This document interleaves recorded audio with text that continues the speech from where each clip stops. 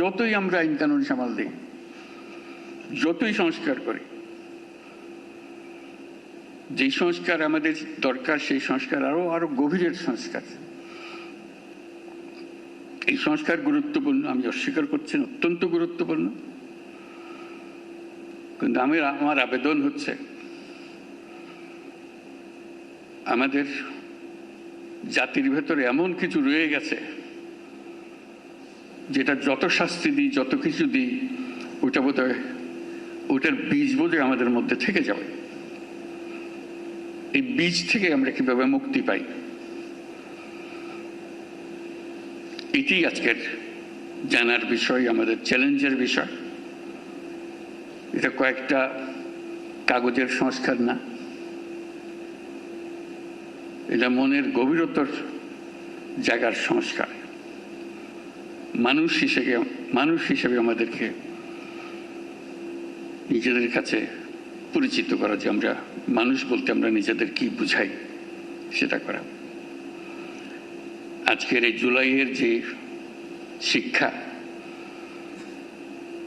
সেই শিক্ষাটা হবে আমরা সেভাবে নিজের থেকে আবার,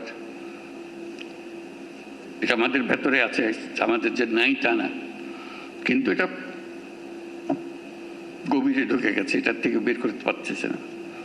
আমরা যেন সেটাকে আবার নতুনভাবে আমাদেরকে আবিষ্কার করতে পারি, তাহলে জাতি হিসেবে আমরা পুনর্জন্ম লাভ করব। জুলাই আমাদের পুনর্জন্মের মাস। এটা শুধু স্বৈরাচারী মুক্তির মাস না, কতগুলো আঙ্গিক বিষয়, কতগুলো প্রলেপ বিষয়, এটা দিয়ে আমরা মনে করি যে আমরা কাজ করে ফেলেছি। সেখান থেকে যদি আমরা বিদায় করে মনে করি যে কাজ হয়ে গেছে, তাহলে আমরা বড় ভুল কাজ করলাম। আমাদের আগামীতে এখনো সুযোগ আছে। জুলাইয়ের শিক্ষা এখনো আমাদের কাছে তাজা আছে। মাঝে মাঝে ভয় হয় এই শিক্ষা ক্ষয়ে যাবে, ভুলে যাব,